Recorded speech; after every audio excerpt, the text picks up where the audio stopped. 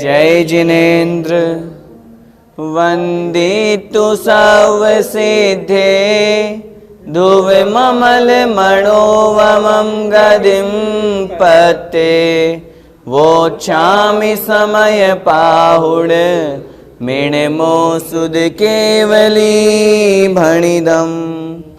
पंच परमेष्ठी भगवान की जय हो।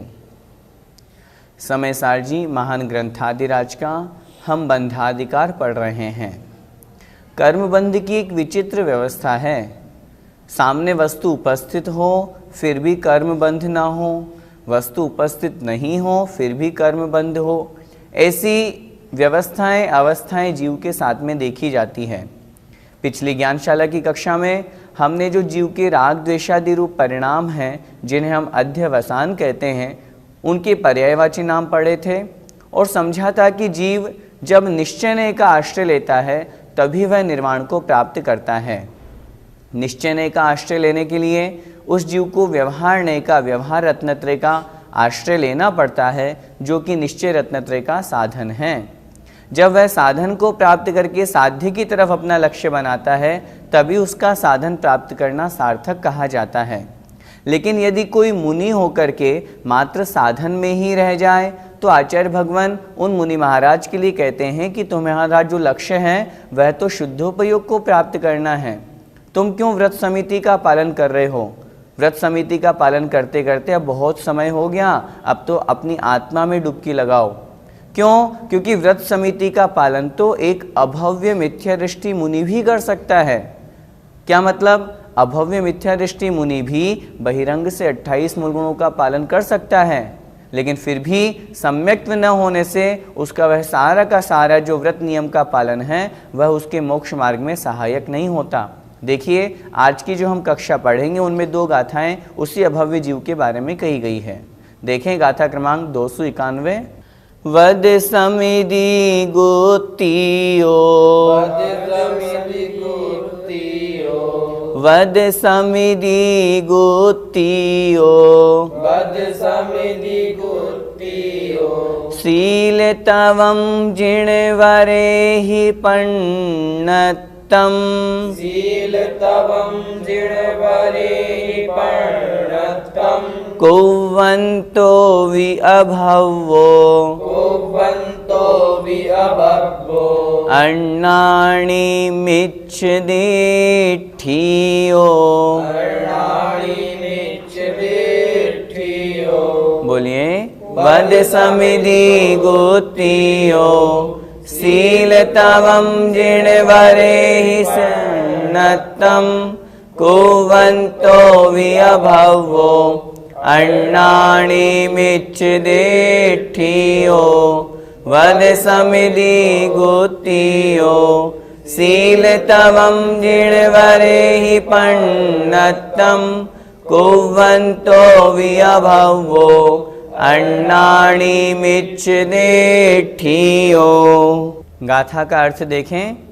वद समिधि गुत्तियो, वद अर्थात व्रत, समिधि अर्थात समिति, गुत्तियो और गुप्ती। व्रत, समिति और गुप्ती। शील तवम, शील और तप, जिणवरे ही, जिनेन्द्र देव के द्वारा, जिनेन्द्र भगवान के द्वारा, पण्णत्तम अर्थात कहा गया है। ये जो व्रत, समिति है, गुप्ती है, शील है, तप है, ये सब चारित्र की अपेक्षा से जिनेन्द्र भगवान ने इनका कथन किया है। लेकिन कुर्वन्तोवि अभवो, कुर्वन्तोवि करता हुआ भी, इन सब का पालन करता हुआ भी, व्रत, समिति, गुप्ती, शील आदि का पालन करता हुआ भी, तपस्या करता हुआ भी, अभवो अर्थात अभव्य जीव अन्नाणी अज्ञानी ही बना रहता है, मिथ्य दिट्ठी हो मिथ्या दृष्टि ही रह जाता है। अर्थात इन सब का पालन करने के बावजूद भी अभव्य जीव अज्ञानी ही रहता है, मिथ्या दृष्टि ही रहता है। कहने का तात्पर्य यहाँ पर यह है, अभव्य जीव में सम्यक दर्शन प्राप्त करने की योग्यता नहीं है। इस कारण से उसका इनका पालन करना, इन व्रत आदि का पालन करना भी सार्थक नहीं हो पाता है। तो आचार्य भगवान उन मुनि महाराज को यहाँ पर संबोधन कर रहे हैं कि भाई आप तो भव्य हो, आप तो व्रत नियमों का पालन करके निर्विकल्प समाधि में स्थित हो सकते हो। आप जो ये काम कर रहे हो ये तो एक अभव्य जीव भी कर सकता है। तो जब वो अभव्य जीव भी व्रत नियमों का पालन कर रहा है, आप भी व्रत नियमों का पालन कर रहे हो, तो फिर दोनों में अंतर क्या रहा। आचार्य भगवान की यहाँ पर समझाने की दृष्टि यही है कि आप तो भव्य हो, मात्र व्रत नियम से ही अपनी आत्मा का कल्याण मत मानो। आत्मा का कल्याण तो शुद्ध निश्चय में आसीन होने पर, उसका आश्रय लेने पर, आत्मा में लीन होने पर, शुद्धोपयोग प्राप्त करने पर होता है। इसलिए अभव्य जीव व्रत नियमों का पालन करते हुए भी हमेशा मिथ्या दृष्टि और अज्ञानी ही बना रहता है। हम तो भव्य हैं, हमें अपनी आत्मा का कल्याण करना है, तो इन व्रत नियमों का पालन करते करते अब और आगे बढ़ें और निर्विकल्प समाधि की भावना रखें। इसलिए आचार्य भगवान यहाँ पर ये गाथा दे रहे हैं। एक बार फिर से गाथा का अर्थ समझें। व्रत समिधि गुत्तियो, व्रत अर्थात पांचों पापों का, हिंसा, झूठ, चोरी, कुशील और परिग्रह, जो 5 पाप कहे गए हैं उनका त्याग करना, अहिंसा, महाव्रत आदि जो 5 प्रकार के महाव्रत कहे गए हैं उनका पालन करना, यह व्रत कहलाता है। समिधि अर्थात समिति, यत्नाचार पूर्वक प्रवृत्ति करना, जमीन देख करके चलना, उठाने रखने से पहले वस्तुओं को उठाने रखने से पहले जीव रक्षा के लिए वहाँ देखना, पिच्छी लगाना। कहने का तात्पर्य जीव हिंसा का पूरा ध्यान रखना, यत्नाचार पूर्वक प्रवृत्ति करना, यह समिति कहलाती है। 5 प्रकार की समिति है, ईर्ष्या, भाषा, ऐष्णा, आदान निक्षेपण और प्रतिष्ठापन। गुप्ति, मन वचन काय को वश में रखना। मन से चिंतन भी करें तो बहुत शुभ चिंतन करें, अशुभ चिंतन नहीं। बोलें तो बहुत कम बोलें, काय से प्रवृत्ति बहुत कम चले फिरें। इस तरह से गुप्ति अर्थात योगों को वश में रखना। शील अर्थात अपने ब्रह्म स्वरूप में लीन रहना, अखंड ब्रह्मचर्य का पालन करना, और तवम अर्थात तपस्या को धारण करना। इसलिए आचार्य भगवान कह रहे हैं इन चारित्र का पालन के लिए जिनवरेहि परिणतम, जिनेन्द्र भगवान ने ऐसा उपदेश दिया है।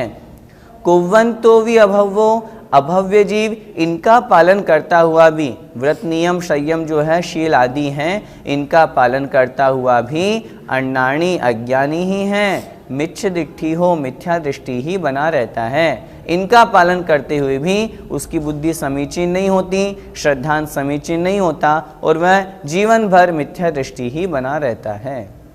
इस गाथा का भावार्थ देखें।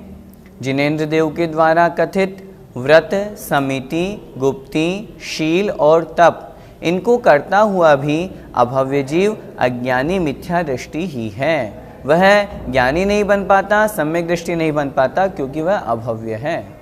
भैया जी, व्रत नियमों का पालन करने पर भी अभव्य जीव मिथ्या दृष्टि ही क्यों बना रहता है? वह मिथ्या दृष्टि इसलिए बना रहता है क्योंकि सम्यक तो प्राप्ति कब होती है, जब अनंतानुबंधी क्रोध मान माया लोग, मिथ्यात्व, सम्यक मिथ्यात्व और सम्यक प्रकृति, इन 7 प्रकृतियों का या तो क्षय हो या उपशम हो या क्षय उपशम हो। ये तीनों ही उस अभव्य जीव के नहीं हैं, इसलिए वह मिथ्या दृष्टि ही बना रहता है। अभव्य सिर्फ इस भाव में ही नहीं, हमेशा अनादि काल से लेकर के अनंत काल तक वह अभव्य मिथ्या दृष्टि ही रहेगा। वह कभी सम्यक्त को प्राप्त नहीं करेगा, भले ही वह कितने भी व्रत नियम का पालन कर लें। आचार्यों ने शास्त्रों में लिखा, अभव्य जीव व्रत नियमों का पालन करके 12वें स्वर्ग तक उत्पन्न होता है, मिथ्या दृष्टि मुनि बन करके 9वें ग्रेव्यक तक उत्पन्न होता है, लेकिन उसके सम्यक्त इसलिए नहीं है क्योंकि उसने अभी 7 प्रकृतियों का उपशम क्षय क्षयोपशम नहीं किया, इसलिए वह अभी भी मिथ्या दृष्टि ही बना रहता है। भैया जी, व्रत आदि का पालन करने पर भी अभव्य को मोक्ष नहीं होगा? अभव्य जीव को मोक्ष कभी नहीं होगा। अभी जो हमने चर्चा की, जब उसे सम्यक दर्शन ही नहीं होगा तो फिर मोक्ष तो कैसे हो सकता है। अब रही बात व्रत आदि का पालन करने की, प्रश्न आपका उचित है। मोक्ष जब भी होगा किसी भी जीव को, जब तक व्रतों का पालन नहीं होगा तब तक मोक्ष होने वाला नहीं। लेकिन व्रत पालन करने वाले प्रत्येक जीव को मोक्ष मिले ये अनिवार्य नहीं। अच्छी तरह से समझें, जब भी मोक्ष होगा व्रत पालन करने वाले को ही होगा, लेकिन व्रत पालन करने वाले को नियम से मोक्ष हो ये अनिवार्य नहीं, क्योंकि व्रतों का पालन तो अभव्य जीव भी करता है, व्रतों का पालन तो मिथ्या दृष्टि जीव भी करता है। लेकिन उन व्रतों का पालन करने से उसे कोई लाभ नहीं होता, वह मोक्ष प्राप्ति में कोई निमित्त नहीं होता है। उसका सबसे बड़ा कारण है क्योंकि उसने अभी 7 तत्वों के प्रति श्रद्धा ही नहीं किया, उसमें भेद विज्ञान ही उत्पन्न नहीं हुआ। इस कारण से वो कितने भी व्रतों का पालन कर लें, कितने भी उत्कृष्ट तप तप लें, तो भी उसे सम्यक दर्शन ही नहीं होगा, तो मोक्ष तो कैसे होगा, अर्थात नहीं हो सकता। भैया जी, व्रतों के पालन से अभव्य को कुछ तो लाभ तो होता होगा। हाँ, उसे मोक्ष का लाभ तो नहीं होता, लेकिन सांसारिक सुख का लाभ तो होता ही है। उसके परिणाम शुभ रहते हैं। परिणाम शुभ रहने से तात्पर्य है कषाय मंद रहती है, वह किसी जीव का बुरा नहीं सोचता, तभी तो व्रत नियम का पालन कर रहा है। आचार्यों ने शास्त्रों में लिखा, बहिरंग में हम पहचान नहीं कर सकते कि वो मुनि महाराज सच्चे हैं कि झूठे हैं। हम तो 28 मूल गुण देख करके उनको नमोस्तु करते हैं, लेकिन अभव्य जीव भी 28 मूल गुणों का बहुत अच्छे से पालन करता है। व्रतों का पालन करने से, कषायों में मंदता होने से वह पुण्य का बंध करता है, तभी तो 12वें स्वर्ग तक पहुंचा है, तभी तो संसार की सुख सुविधाएं सारी सामग्री उसे प्राप्त होती है। तो उसे लाभ तो होगा, लेकिन वह लाभ आत्मा का कल्याण करने वाला नहीं होगा, वह लाभ मात्र संसार में ही भटकाने वाला होगा। सांसारिक सुख उसे प्राप्त होंगे और उन्हीं सुखों में वह अभव्य जीव उलझा रहता है। गाथा क्रमांक 291 का पद्यानुवाद। भाई अभव्य व्रत क्यों न सदा निभाले, लेते भले ही तप संयम गीत गाले, औ गुप्तिया समितिया करशील पाले, पाते न बोध द्रगवे न बने उजाले।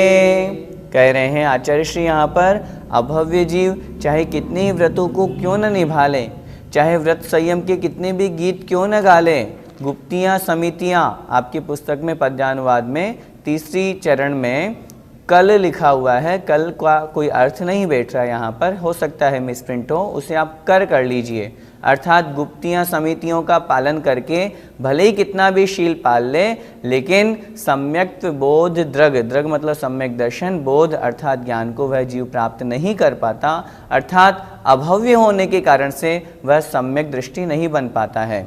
अभव्य जीव, वहाँ पर आचार्य भगवान कह रहे हैं, अभव्य जीव कितने भी श्रुत का खूब ज्ञान शास्त्रों का कर ले, व्रत नियम का पालन कर रहा है, लेकिन फिर भी उसकी आत्मा का कल्याण क्यों नहीं हो पा रहा है, वही बात आचार्य श्री अगले गाथा में बता रहे हैं। देखें, मोक्षम असदहंतो, मोक्षम असदहंतो, अभवीय सत्तो दुजो अधीयज, अभवीय सत्तो दुजो अधीयज, पाठोण करेदि गुणम, पाठोण करेदि गुणम, असद्हन्तस्यणाणं तु, असद्यहन्तस्यणाणं तु।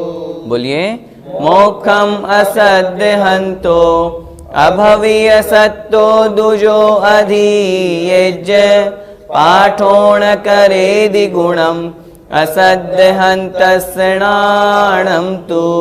मोक्षम असद्हन्तो अभवीय सत्तो दुजो अधीयज, पाठोण करेदि गुणम, असद्हन्तस्यणाणं तु। वह अभव्य जीव जो हमने पिछली गाथा में पढ़ा, व्रत नियम समितियों का पालन कर रहा है, लेकिन फिर भी वह अज्ञानी और मिथ्या दृष्टि ही क्यों बना रहता है, उस प्रश्न का उत्तर आचार्य भगवान यहाँ दे रहे हैं। देखें गाथा का अर्थ, मोक्षम असद्हन्तो, मोक्षम अर्थात मोक्ष का, असद्धहंतो श्रद्धा नहीं करता। उस अभव्य जीव को अभी इस बात का ही ज्ञान नहीं है कि मोक्ष क्या है, उसे अभी इस बात का ही परिज्ञान नहीं है कि मैं इन व्रत नियमों का पालन क्यों कर रहा हूँ, इनके पालन से मेरा कल्याण होगा या मेरी आत्मा का कल्याण होगा। वो तो मात्र ख्याति लाभ पूजा के लिए मुनि बन गया, 28 मूल गुणों का पालन कर रहा है, लेकिन ख्याति लाभ पूजा, सांसारिक सुख सुविधाएं, इन सब की प्राप्ति की उसकी वांछा है। इस कारण से आचार्य भगवान कह रहे हैं वह सम्यक दृष्टि नहीं बन पाता, अज्ञानी ही बना रहता है। आचार्य श्री कह रहे हैं मोक्षम असद्धहंतो, अर्थात मोक्ष का श्रद्धान नहीं करता। अभवीय सत्तो अर्थात अभव्य जीव, जो अधियज्ञ, वह जो कुछ भी अधियज्ञ अर्थात पढ़ता है, जो कुछ भी शास्त्रों को पढ़ता है, पाठो न करेदि गुणम, उसका उन शास्त्रों को पढ़ना, पाठ मतलब पढ़ना, न मतलब नहीं, करेदि करता है, गुणम अर्थात गुणकारी, लाभ। उन शास्त्रों का पढ़ना उसके लिए कोई कार्यकारी नहीं है, कोई लाभकारी नहीं है। क्यों नहीं है? असद्धहंतस्य नाणम तु, असद्धहंतस्य अर्थात श्रद्धा नहीं होने के कारण से। किस पर? नाणम अर्थात ज्ञान पर। उसे ज्ञान का श्रद्धान नहीं है, समीचीन ज्ञान का श्रद्धान ही नहीं है, तो फिर उसका शास्त्र पढ़ना क्या काम का? वह उसका शास्त्र पढ़ना निरर्थक कहा गया है। इसलिए आचार्य भगवान यहाँ पर कह रहे हैं वह अभव्य जीव व्रत नियमों का कितना भी पालन कर लें, खूब शास्त्रों को पढ़ लें, लेकिन ज्ञान के प्रति श्रद्धा नहीं होने के कारण से वह मोक्ष के प्रति श्रद्धा नहीं करता, उसको आत्मा का भेद विज्ञान नहीं है, मेरा लक्ष्य क्या है, जब उसे यही नहीं मालूम तो फिर वह जीव अज्ञानी ही बना रहता है। संसार में लोक व्यवहार में ऐसा ही देखा जाता है, कोई व्यक्ति यदि अपनी लक्ष्य विहीन जिंदगी जीता है तो उसका जिंदगी जीना व्यर्थ कहा जाता है। अभव्य जीव मूल गुणों का पालन कर रहा है, व्रत नियमों का पालन कर रहा है, लेकिन जब उनसे पूछा जाता है कि आप क्यों कर रहे हो, तो उनका उत्तर या तो सांसारिक सुख सुविधा की प्राप्ति रूप रहेगा या फिर रहेगा नहीं, मुझे नहीं मालूम मैं क्यों कर रहा हूँ, मैं तो शास्त्रों में लिखा है इसलिए कर रहा हूँ। वह अपने आत्मस्वरूप को उन्होंने नहीं पहचाना, शुद्ध आत्मा की क्या अनुभूति है उस ज्ञान से वे रहित हैं। वास्तविकता में सात तत्व, जीव अजीव क्या है, मैं कौन हूँ, इन सब का ज्ञान नहीं होने के कारण से, इन सब का श्रद्धा नहीं होने के कारण से वो जो कुछ भी पढ़ते हैं, कितना भी शास्त्रों का पाठ कर लें, कितना भी उनको खूब श्लोक याद हो जाए, लेकिन वो सब उनके लिए लाभकारी नहीं होते हैं। सबसे बड़ा कारण क्योंकि ज्ञान का उनके श्रद्धा नहीं है, मोक्ष का उनके श्रद्धा नहीं है। इस गाथा का भावार्थ देखें, जो अभव्य जीव है वह शास्त्र तो पढ़ता है किंतु मोक्ष तत्व का श्रद्धान नहीं करता, तो ज्ञान का श्रद्धान न करने वाले उस अभव्य जीव का शास्त्रों का पाठ करना कोई काम नहीं करता है, अर्थात कोई लाभ नहीं करता, किसी काम का नहीं होता, निरर्थक रहता है। भैया जी, इतना पढ़ने पर भी अभव्य भव्य नहीं हो सकता क्या? सबसे पहले तो हम यह विचार करें अभव्य जीव कौन होते हैं, किस तरह के होते हैं। कर्म का उदय किन जीवों पर पड़ता है? 5 प्रकार के भाव आचार्यों ने शास्त्रों में कहे हैं, औपशमिक, क्षायिक, क्षयोपशमिक, औदैक और पारिणामिक। कर्मों के उपशम होने पर जो भाव बने वे औपशमिक, कर्मों के क्षय होने पर जो भाव बने वे क्षायिक, कर्मों के क्षयोपशम होने पर जो भाव बने वे क्षयोपशमिक, कर्म के उदय में जो भाव बने वे कहलाए औदैक। पारिणाम विभाव किसे कहते हैं? जो न उपशम से, न क्षय से, न क्षयोपशम से और न उदय से, जो स्वभाव से जो होता है वह कहलाता है पारिणामिक भाव। अभव्यत्व भी पारिणामिक भाव है। आप जो प्रश्न कर रहे हैं, इतना पढ़ने पर भी क्या अभव्य भव्य नहीं हो सकता? मैं कह रहा हूँ इतना क्या, इससे अनंत गुना पढ़ ले तो भी ऐसा कोई कर्म नहीं है जो उस अभव्य को भव्य बना दे। क्यों नहीं है? क्योंकि वह उसका पारिणामिक भाव है। पारिणामिक भाव का मतलब स्वभाव, इट्स द नेचर, ये कभी परिवर्तित नहीं हो सकता। जिस तरह शास्त्रों में उदाहरण दिया, ठर्रा मूंग होता है, मूंग की फली आती है, उसमें कभी कभी ऐसे मूंग आ जाते हैं, हम उसको कितना भी सिझो लें, कितना भी गर्म पानी में पकाने की कोशिश कर लें, वो नहीं पकेंगे, मतलब नहीं पकेंगे। ये उस मूंग का स्वभाव है। इसमें हम ये सोचें कि उस किसान की कोई गलती रही, पानी कम मिला उस मूंग को, या कोई धूप छाया कम मिली, ऐसा कुछ भी नहीं है। उस ठर्रा मूंग का ऐसा ही स्वभाव है, ठीक उसी प्रकार अभव्य जीव का ऐसा ही स्वभाव है कि वह कभी भव्य नहीं हो सकता। इसमें उसका कोई दोष नहीं है, कोई कर्म नहीं है, ये पारिणामिक भाव है। इसलिए चाहे वो कितना भी पढ़ ले तो भी वह अभव्य भव्य नहीं हो सकता। भैया जी, अभव्य जीव को अधिक से अधिक कितना ज्ञान हो सकता है? आचार्यों ने शास्त्रों में लिखा है, अभव्य जीव को 11 अंगों तक का ज्ञान हो सकता है।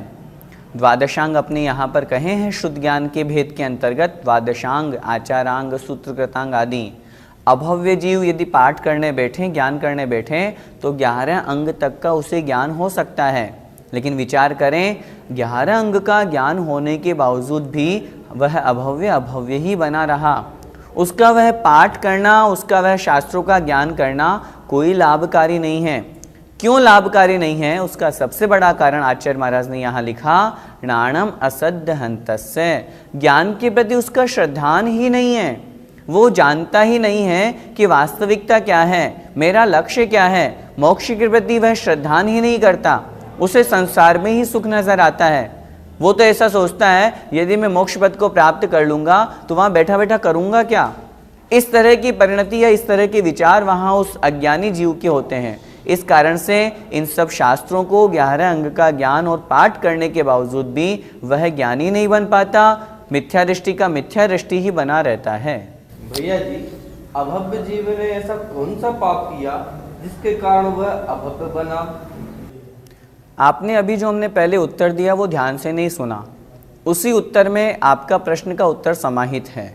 हमने अभी आपको बताया कि अभव्य जीव ने ऐसा कोई से भी पाप नहीं किया कि जिसकी वजह से वो अभव्य बना।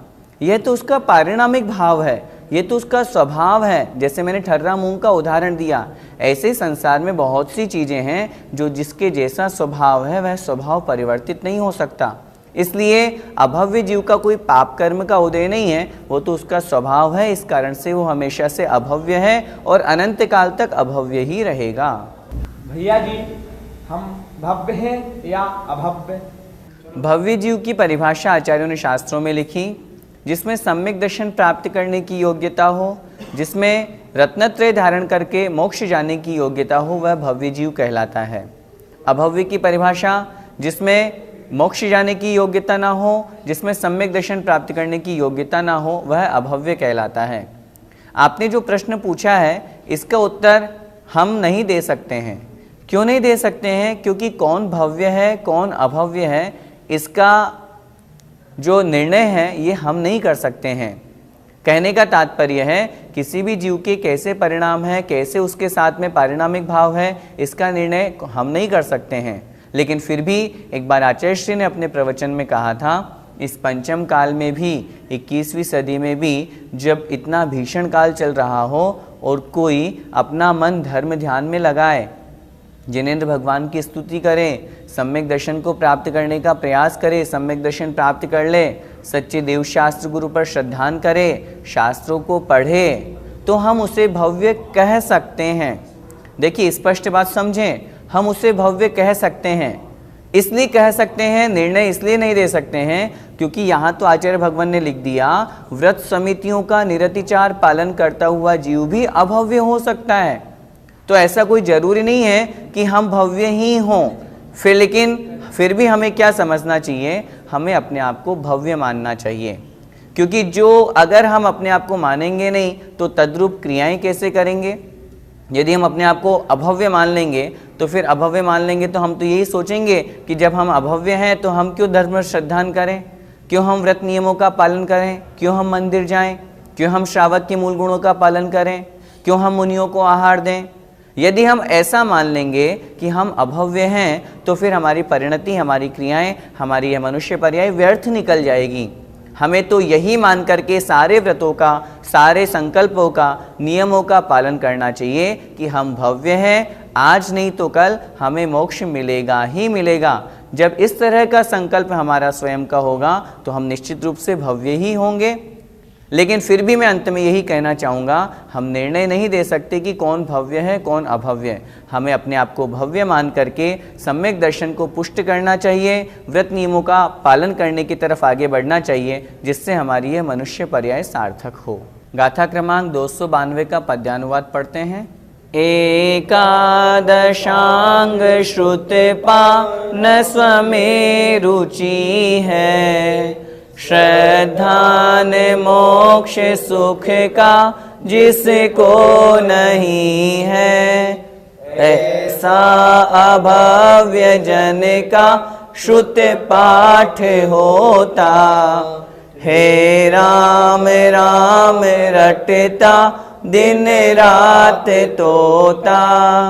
देखो आचार्य श्री कितने अच्छे शब्द लिख रहे हैं। अभव्य जीव पूरे 11 अंग का पाठ कर रहा है, ज्ञान कर रहा है, लेकिन स्वयं में अर्थात आत्मा में रुचि नहीं होने के कारण से, मोक्ष का श्रद्धान नहीं होने के कारण से वह अभव्य जीव पाठ तो करता है, लेकिन कैसे करता है? उस तोते की जैसे करता है, जो तोता दिन रात राम राम तो रटता है, लेकिन उसे राम का अर्थ नहीं पता। वो यह इसलिए नहीं रटता कि ये राम भगवान का नाम है इसलिए मैं उनको स्मरण कर रहा हूँ, उसको तो बस रटा दिया इसलिए वो रट रहा है। ठीक ऐसे ही अभव्य जीव की परिणति होती है। वह सिर्फ शास्त्रों में पढ़ लिया या सांसारिक सुख वांछा प्राप्त करना है इसलिए व्रत नियमों का पालन कर रहा है, लेकिन उसे अभी भेद विज्ञान नहीं है। हम क्या करें? हम भेद विज्ञान जागृत करें, व्रत नियमों का पालन बहुत अच्छी तरह से आत्मा के कल्याण को लेकर के करें, सांसारिक वांछाओं से दूर हट के करें। यदि ऐसा करेंगे तो हमारा उन व्रतों का पालन करना सार्थक होगा। जय जिनेंद्र।